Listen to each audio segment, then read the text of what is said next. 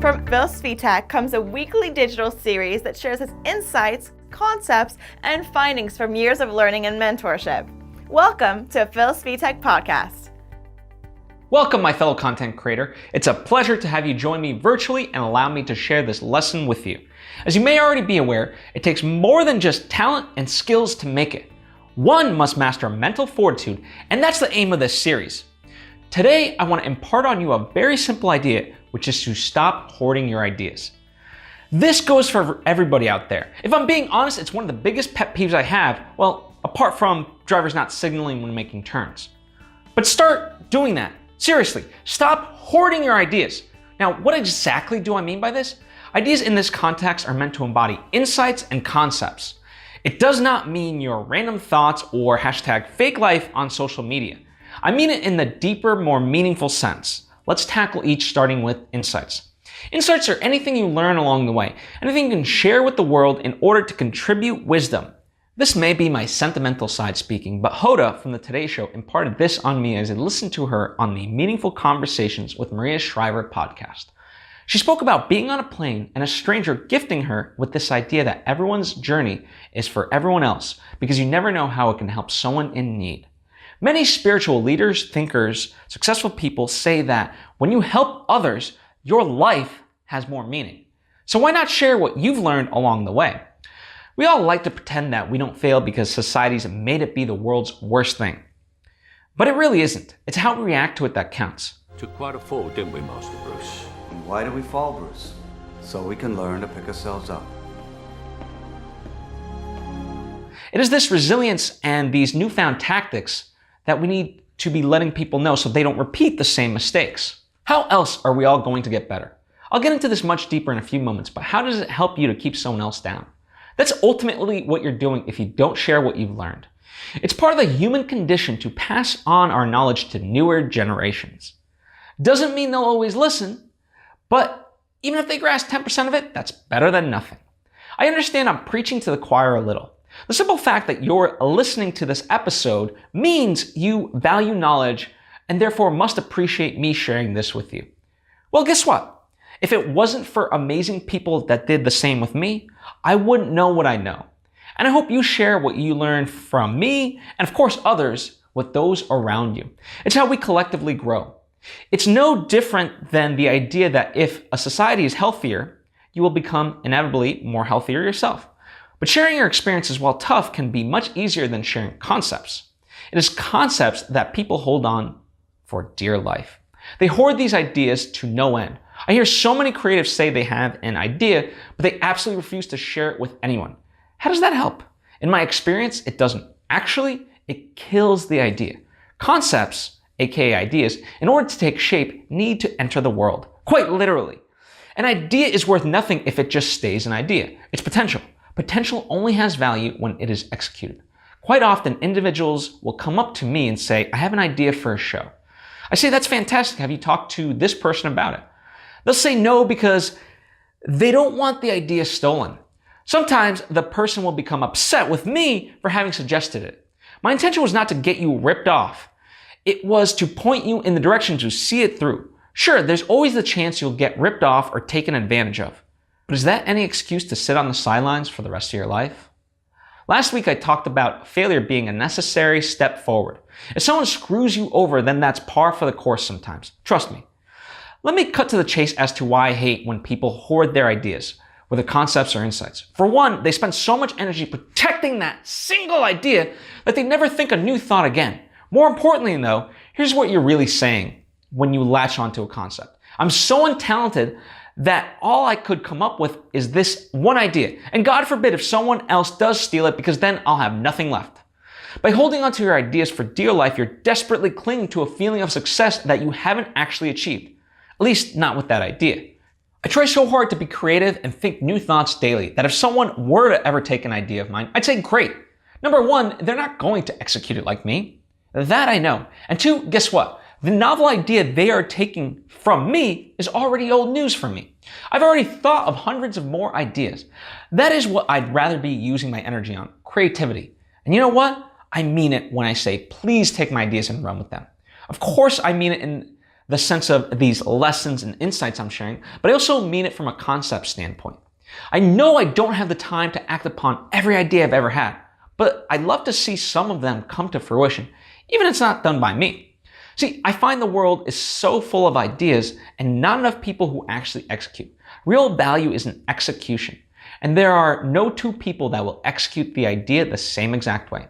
Secondly, it forces you to innovate. Complacency is a killer of creativity as much as fear or anything else. Toyota is a company notorious for sharing its so-called secrets with the rest of the car industry every year. Why do they do this? Because it means next year they are forced to come up with new ways of being a top car company. The bonus? The rest of the world, aka the consumers, benefit from the other manufacturers having learned what Toyota is doing. Google is similar to this. They default to open, as is written in How Google Works, a truly wonderful book I can't recommend enough. I know from personal experience that when my back's against the wall, I make shit happen. Because what other choice do I have? I could crumble, of course, but that doesn't do me any good as much as it does no good to anyone else. When you hoard ideas, you're not trusting yourself. The more you trust yourself, the more you have the confidence to let your ideas take shape in the world. And let me tell you a secret which some people I talk to hate to hear. Your ideas aren't that original. Especially in their first form, they are riddled with cliche. It is only through the lens of the real world that these ideas can begin to be dusted off and allow the diamond to appear. After all, the point of art is to share it with the world, and the best art in the world speaks to a universal truth within us all.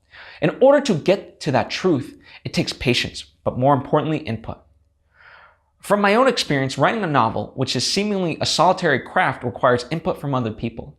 And I know my experience is not unique. Stephen King, one of the greatest writers of our time, if not ever, has an editor who helps give his ideas form.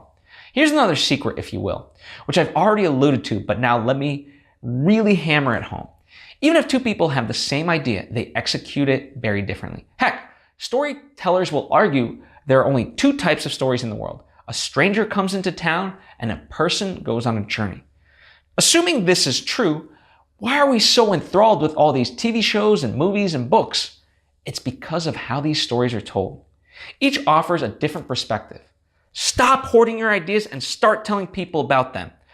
And what you'll start to see is people will actually be attracted to the idea and to you. Your passion for your idea will draw people to you. People who can either be fans or people who can help you attain your dream. Both are equally great. Remember, whether you're hoarding your ideas or not, you're expending energy of some kind. One just happens to be negative energy and the other is positive. And so let me ask you this. Who would you rather work with? Someone who gives off negative energy or positive energy? I imagine and hope you said positive energy. Well, if that's what applies to you in terms of looking outwardly at the world, how is it any different when the world looks at you? Do you think the creme de la creme of creatives strive to be around and work with negative people who don't share anything? No, of course not. Contribute. That's the name of the game. That's how the world recognizes you as a leader, as a thinker, as a talent. That's what exercises your creative muscle because, like all muscles, if left unused, it will wither away. Not the outcome you want. You are better than a single idea. You have hundreds. In fact, you have so many, your greatest challenge in life should be making each of them actually happen. And so I urge you, for all the reasons stated, default to open as Google says. Stop hoarding your ideas. Again, you may be ripped off at times, but so what? That's the risk of being successful. Imagine if the invention of the computer was bottled up somewhere. Where would it be? Ideas only mean something when executed. One final thought about why you should stop hoarding ideas. It's narcissistic. We all want information to be shared with us. I certainly do. Well, that flow of information must be reciprocated. You can't just take. You must contribute back. And that's today's lesson. Stop hoarding your ideas. But before I wrap out, I want to give you a quick practical tip. Download the Duolingo app on your smartphone. Duolingo is a learning app that's free to use and has hundreds of languages. I recommend it especially if you're someone trying to learn a new language like me, but I also recommend it even if you weren't actively looking to learn a new language. The limits of my language mean the limits of my world, said Wittgenstein. As creatives, learning new languages can open up your world in so many ways. It allows you to see new perspectives. New perspectives mean easier access to universal truths. It allows you to speak with more people and enjoy more cultures and aspects of life and humanity. That might sound like hyperbole, but it really isn't if you stop and think about it. Once again, that's the Duolingo app. I've been using it to learn French, and it's been a blast. Thank you for tuning in. For your benefit, the transcript of this episode is on my website. A link is provided so you can always review it. Please be sure to hit that like button if you enjoyed this episode, and of course, tell your friends and family about it. It's free and allows them to get the same knowledge you just gained.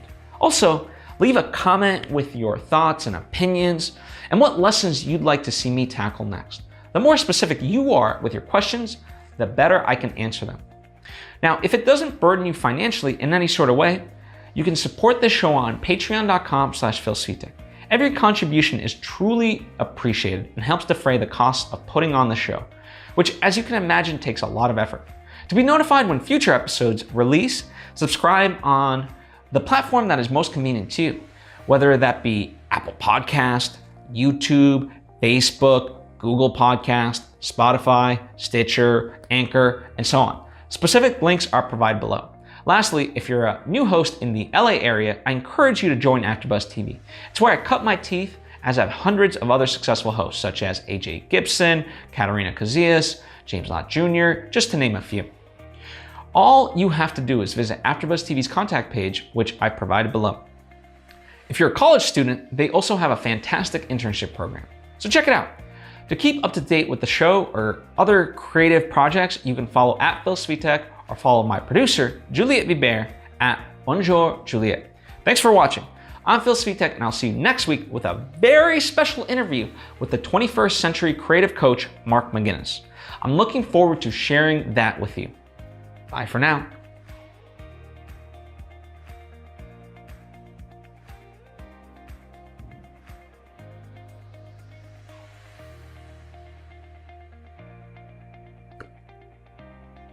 There's plenty of shows you can click on.